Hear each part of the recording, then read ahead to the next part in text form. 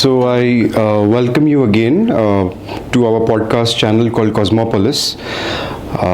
And for some strange reason, the very idea of our channel has a great resonance with our guest today. As I've always reiterated that Cosmopolis is our vision of trying to make the university a hub of art, culture, and ideas. And we realize that in our world, the online worlds and the offline world sort of meld into each other seamlessly, and one thing leads to another, and reinforces each other. And that is the reason Cosmopolis is a podcast channel, but it also embodies the physical space that our university aspires to be. And it's our great pleasure to have Mr. V. Ravichandar, who has actually been a pioneer in making such spaces, both offline and online. He is the honorary director at the Bangalore International Centre, and I want to disclose here that when I wanted to discover Bangalore beyond its great weather and its pubs, the real watering hole for me was for my thirst for culture was Bangalore International Centre. And many of these great institutions, it's very hard for some of us to know that there is a face and a name behind them. And it was a pleasant surprise to meet you and, realize that you have been, sort of enabling so many of these things. So once again, I would like to welcome you. And we're very happy that you had so much energy and dynamism in your lecture, and you still are ready for more as we have our conversation. So, welcome again. Thanks, Ravi. Thanks so much for having me on both for the earlier lecture as well as this current podcast. I know something that you said resonated with me when you said at Cosmopolis you're trying to do this arts, culture, and ideas. Essentially, the Bangalore International Centre, BIC as we call it, we also say the same thing, that we are a platform for informed conversation, arts and culture. So I see a fair amount of synergy, resonance of the kind of things that you are trying to achieve out here versus what we are trying to do outside at BIC. Yeah. And in fact, one of the interesting terms you used during the lecture, which I liked, was the idea of soft infrastructure. The fact that as much as hard infrastructure problems in Bangalore remain wicked, the fact that soft infrastructure is still something we can, get going and, start working with. And for me, it was very curious because, as a podcasting channel, one of our favorite podcasts, by the way, is the BIC podcast. And, as you also said that you are not Gen Z, neither obviously a millennial, what was the motivation, or how you see the podcast in itself weaving in to your vision of BIC, the BIC podcast? Because just start with that. So actually the BIC podcast, which is called BIC Talks, actually happenstance. Actually, COVID was the reason.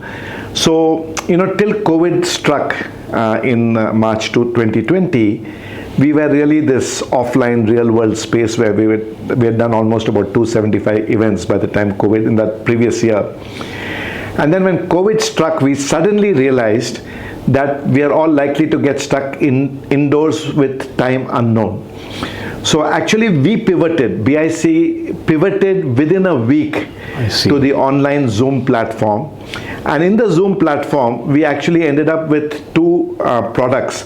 One is BIC Streams, which was audio-visual in nature, which replicated what we were trying to do in the physical space where you could see the people and the like.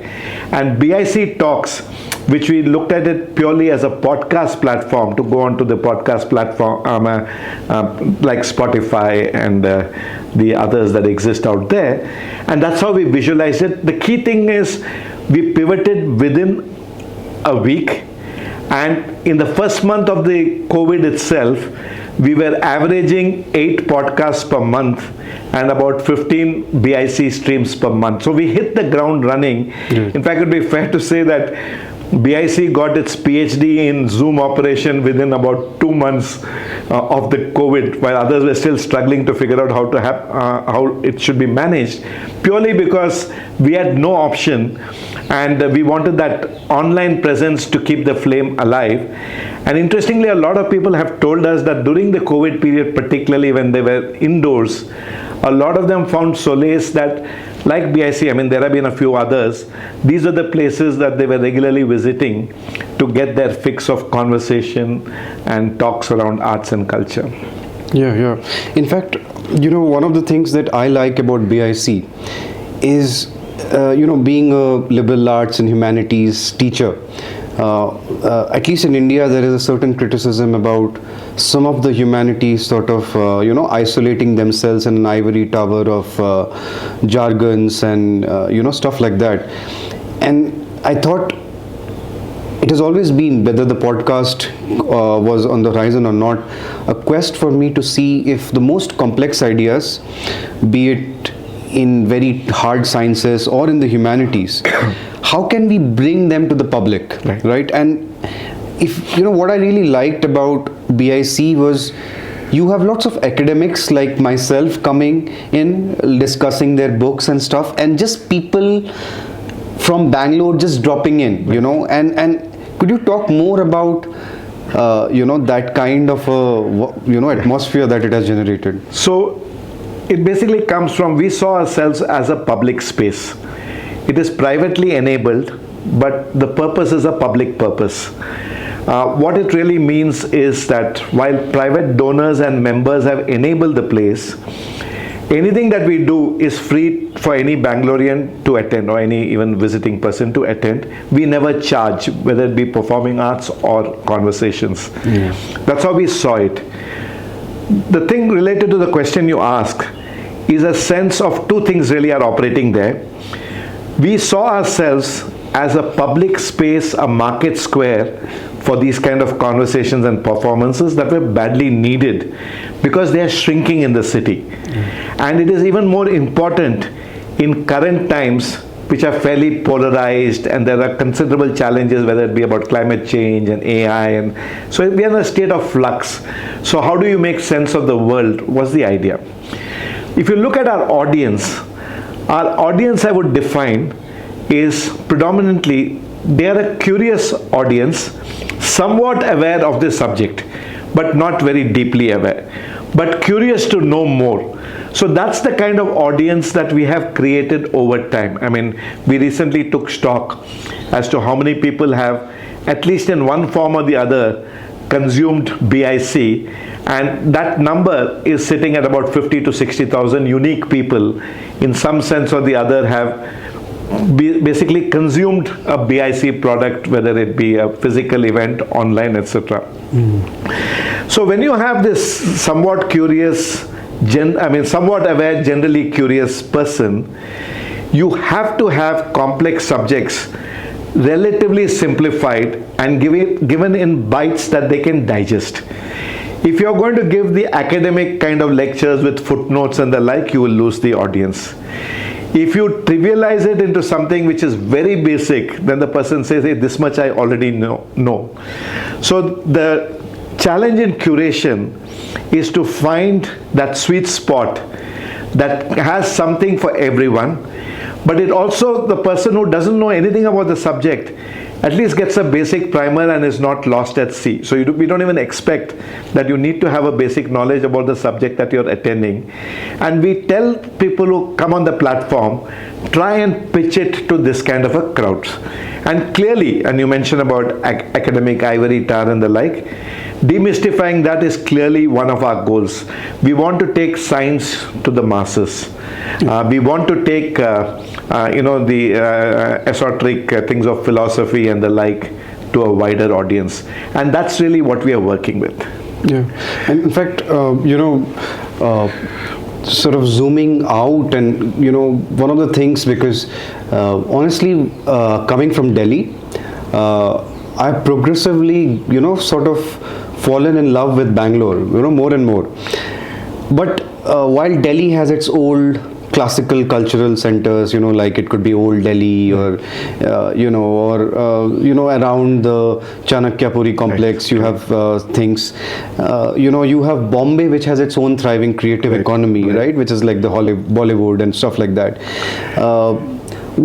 I would like to, how do you see this stage in the cultural history of Bangalore? Because to the best of my knowledge, purely in terms of popular perception, Bangalore isn't known as that general hub of culture, right? So there is here and there, but I'm told that how bored software engineers kick-started the stand-up comedy scene, for example, or maybe there is the Kannada film industry has a bit of a base, but by and large, Bangalore is defined by IT, right? Correct. Whereas I actually think that culture and art can actually define a city, more essentially.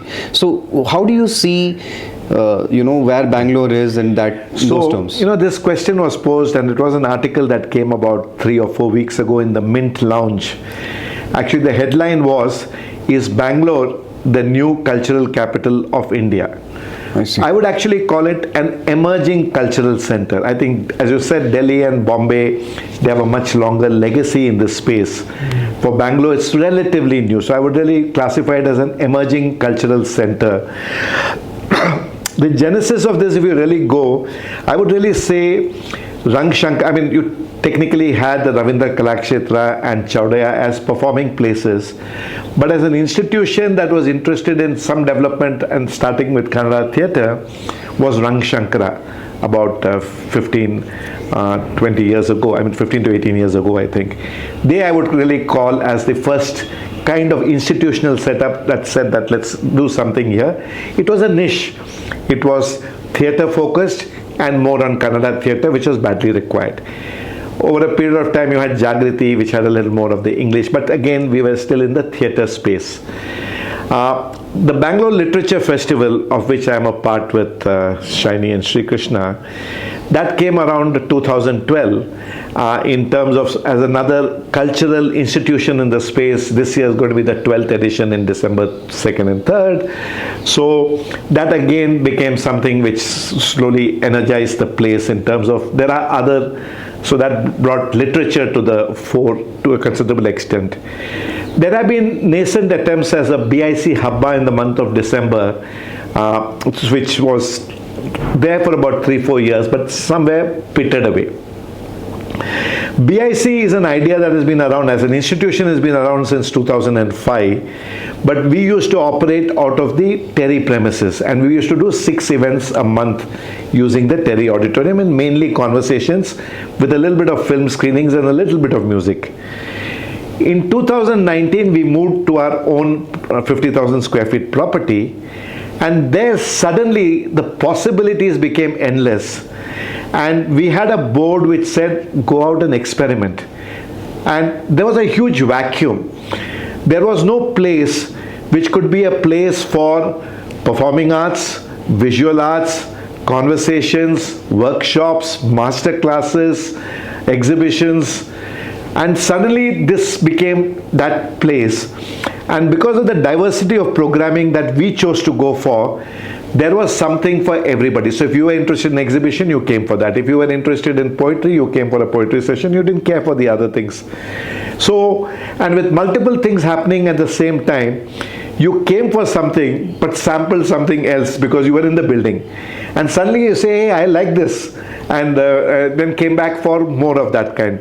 So that's how this whole place in a way, I mentioned a figure of about at least 55,000 people. I can just show you that these people have thing. Actually, we have an email from Google congratulating us for 1 million searches for the word Bangalore International Centre. So, and this figure came about 1.5 years ago. We got an email saying, congratulations, you have hit 1 million searches for Bangalore International Centre. So that's when we realized the magnitude of the impact that we were having, because we also have a YouTube channel. So people who were not here, including people overseas and other cities, were also watching us. Yeah. So there was this general curiosity. Now you suddenly see a further explosion. So you have the Indian music experience which has come up in Jayanagar, which is focused on Indian music. You have the Museum of Art and Photography in Kasturba Road, which Abhishek Poddar has set up and now running. The Science Gallery Bangalore will open in another 2-3 months. So suddenly you find a proliferation of these kind of activities. And I've recently met at least 3-4 people in Bangalore, because it's a city of many city centers, who in a way, inspired by these multiple institutions, believe that there are local pockets, and I agree with that there is a pocket in Whitefield, there's a pocket in Malleshwaram, there's one in JP Nagar, there's one elsewhere, which can actually become mini centers, not even mini, regular centers, but catering to local geographies. And who knows, I foresee a future day that the same speaker may go to 2-3 venues so that more people get exposed to the person. So that's really, so in a way it's happened organically, it's not happened by design. And you're right, your tech capital, you don't associate it. You think of techies poring away at computer screens and not having a life beyond that. The amazing thing that we have noticed is, I would say that currently more than 60% of our audience is below 40 years. And when our YouTube statistics show that almost 70% of our audience on YouTube are below 40 years.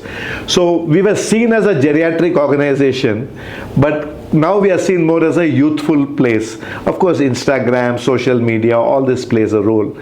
And experience and word of mouth does the rest of the magic. Yeah, in fact, one of the reference points for us, because we have the right concoction, if I may say so, is how, if you look at Silicon Valley, you have the when you had the emergence of the techies, how they sort of had this also, they sort of had the spirit of nurturing the arts, techies going to the Burning Man and stuff like that, Russell Brand, you go further back, and that sort of then again feeds into the animation and Hollywood, ecosystem, and sort of creates that delicious network effect, which I think you're pointing towards. So, so that's one thing, but two things occurred to me. One is that, this is really the kind of space where it's all about collaboration rather than competition, because being in Bangalore, we are too used to the idea of startups out to eat each other up and hustling against each other. But cultural space is one domain where growth happens when you freely share and collaborate, like how our university would just love to absorb everything it can from you and hopefully give you something in return. So that's one thing that I strongly understand, and I think that can genuinely build a community while also giving us our unique identities, as different spaces. So I greatly believe in that. In fact, BIC is totally built on an open shareware kind of idea. And I personally have been sharing what we know with a lot of other institutions and groups of people wanting to do something similar. I share contact IDs in case they want to get in touch with everyone. I clearly believe in alliances and collaboration. Even if we look at, for example, BIC, we do about 300 to 325 events per year, the mixed bag of events that we do. Nearly a third of these events are collaborative in nature. So we will collaborate with universities, we will collaborate with other organizations. So whether it's, so our whole modus operandi has at its heart collaboration built in. Over a period of time, I'm even seeing maybe 1 in 2 happening at BIC. And then we now, because we are the physical space BIC, we now have a variant called the BIC Elsewhere, where we say we will go where the audiences are. So if we have an interesting session and the people are willing to come to another place, we are happy to carry them and do it as a BIC Elsewhere. We have even done an event in Hampi, Anegundi, Hampi. We have done an event out there. We did something at the Infosys Science Foundation as another collaboration outside our premises. So alliances and collaboration are very key. The other thing which is very important when you do these things is to give thought to curatorial in terms of how are you going to curate the event. It needs to be interesting. It needs to be innovative. It needs to continuously reinvent itself. Yeah. It cannot fall into a mechanical pattern Indeed. that you will have either just a panel discussion or a talk. Now of late, for example, we have done quite a few sessions of late where we have a music as a lead-in into the session. Earlier we were thinking of music as being a separate event, the talk as being a separate event. Suddenly we are seeing, okay, the singer is talking about Kabir, and then the conversation goes into mysticism and something else. So it's all linked in an interesting manner. And in this attention deficit economy that we have got, it is extremely important to innovate and be relevant. It's all nice to say that the arts and culture need to be encouraged. We need to have more civilized conversations about our differences and what have you. But if you got to have the eyeballs on you, Yeah. you have to do what is required and not just say, this is the right thing to do. I'm surprised why people are not coming. Indeed, So indeed. we have to actually also make the effort to make it interesting. Indeed, and I just want to reiterate the valuable point you made, because let me take the epitome of what is considered highbrow culture. Let's take something like abstract art. When you look at something like the Museum of Modern Art in New York, what surprises me is it's not just the museum, but all the peripheral collateral work they do around making the museum interesting. Correct. Whether it is making a channel, whether it is making videos narrating the paintings and their history, whether it is getting kids to do workshops there. So they are actually saying that, look, well, abstract art is indeed high art, but high art is for everybody. Right. And we sometimes sort of forget the amount of work that goes into that. We think that it's only about these paintings just hanging up the walls, and the rest of the people can just flow into the museum, but never happens like that. No. So I totally get what your point is, and I think that's one of the vision that we have about a lot of our initiatives here, like especially in our interest in popularizing science, popularizing our courses. Like nowadays with the rise of edtech, we cannot be boring lecturers, Right. repeating the same tired cliches in the classroom. We too need to see how much we can animate ourselves, make our stuff interesting and worth connecting with. So I totally understand that, but so that's however, there is one difficulty we face, and this is also as a person who's worked in urban planning and everything, I think you would empathize with. We are at the periphery of the city. Yes. And that for us is both a challenge and an opportunity, I guess, Right. because in some sense we feel left out. Yes. Right? And as a university, we want to figure out ways in solving this problem. And we realize that our university itself can become a part of that solution. Yes. Right? So because after all, one of the fact is also that it's the more elite crowd, should I say, who get to stay in those neighborhoods, which are old neighborhoods around such, very coveted cultural centers. Whereas the working population is always staying around in the periphery. Right. And so, of course, we'd like to go to the city because we love Bangalore anyway. But how do we make our periphery outskirts more exciting? So clearly you have to be able to attract the same kind of speakers and performers that we are doing. That clearly is a given, and obviously they'll have to factor in the travel time. That's a given. Yeah. My own view on this really is, it will happen if you can deliver an engaged audience too, because speakers and performers are looking for increasing engagement. Yeah. And not people who are just cursorily coming and disengaged with the subject. True. The quality of the questions, because people actually, I can tell you a lot of speakers who come, even though our profile is going more and more younger, they keep saying, I want to meet more young people.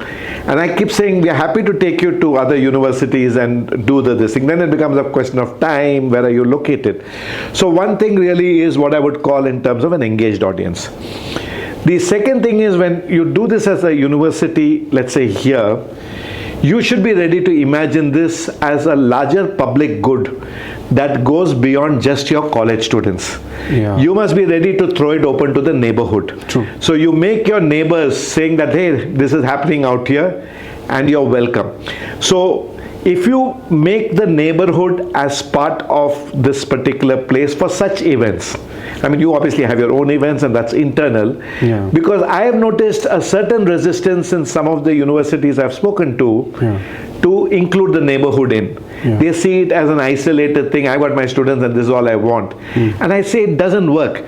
If I am running a public space for anyone to come in, the driver can come in, the vegetable vendor can come in, anybody can come in principle, you should extend the same concept of seeing yourself as a public space. Because it's not, if you say you have a problem on the periphery, can you imagine your neighbors how starved they are? True. And the people in those multi-storied flats nearby, they are just super starved. Yeah. So I personally think if you co-opt them into the larger idea of what this is going to be, it is necessary for the space to be seen as a public space and not a private university space. There's a distinction to the two, which I'd like to stress. Yeah. It will help in that manner. The third is to start by imbibing on YouTube the kind of content that's available, where at least for your day scholars, etc., they say, okay, once in a way, let me go to places, whether it be a BIC, Rang Shankara, wherever they want to go, Indian music experience, to go and expand their horizon by going to those places and get involved, get engaged. Some of them will become ambassadors saying we have to get a subset of those kind of events out here. The only weakness I see is the location and therefore the time. And therefore you have to level with people that I need half a day of your time to be able to do this, for you to come, do this and go back. But I think if you deliver what we have seen in BIC over the last 4 years since we went to a new property, once you have good quality content delivered consistently, automatically word spreads that this is a good place to be in and to be this thing. So consequently today, for example, a lot of our problems are solved because people want to be at BIC because they have heard about it. It's the same case with the Bangalore Literature Festival. People want to be about it because the previous people who have come have spoken well about it, and that word of mouth spreads. It's an organic process, it's not overnight, but you have to work to a plan which will have elements of being a little more inclusive, finding the right set of people who are ready to come here and engage, and that engagement needs to be good for them to tell others that next time you're in Bangalore, stay on for another day and do this. Trust me, it's worth your time. Good. I think that sort of brings me to my last question. Maybe we can, if you would like to, I would like to, for example, the city, you've seen the city grow and transform all over the years. So is there anything that you particularly feel nostalgic or you define the city with, which you would like to preserve? One is that we are trying to solve problems and we are trying to make things better. We are trying to, for all the pessimism, we are going to get rid of it. But what is it about Bangalore that you just, apart from the obvious things like the weather, so please don't say that. And I won't say that. So what is it that makes you truly love the city? So, they always say nostalgia isn't what it used to be. It's a nice quote, I read it somewhere. What I like about the city is it's really cosmopolitan setup. It's been said elsewhere also. Yeah. And I see that as I am at BIC and these events. We have huge diversity here. In a sense, what we have got in Bangalore is a microcosm of the larger idea of India. True. The same cannot be said for some of the other metropolis, whether it be Delhi or whether it be Chennai or even Calcutta. They have their own characteristics. But diversity of population and younger, I think statistics-wise, we have the youngest working population in the country. So there is a certain energy in this place which I think makes it special. There is this diversity and what shall I say, more accepting of differences that is in this place. I'm not saying there are no challenges of the odd issues about, language, for example, is an identity marker, and I understand that people from outside need to be sensitive about the locals, and more people are making an effort to do that. To me, the charm about Bangalore is the kind of people who have chosen to make Bangalore home temporarily or permanent. That's the charm. And that I have been in Bangalore from 1969. So I'm really an old Bangalorean in that sense. I mean, I went out to study and all that stuff. And from then to now, if there is one thing that I think has not changed too much, is this cosmopolitan nature, this more open nature, this more accepting nature, is what I would see is the thread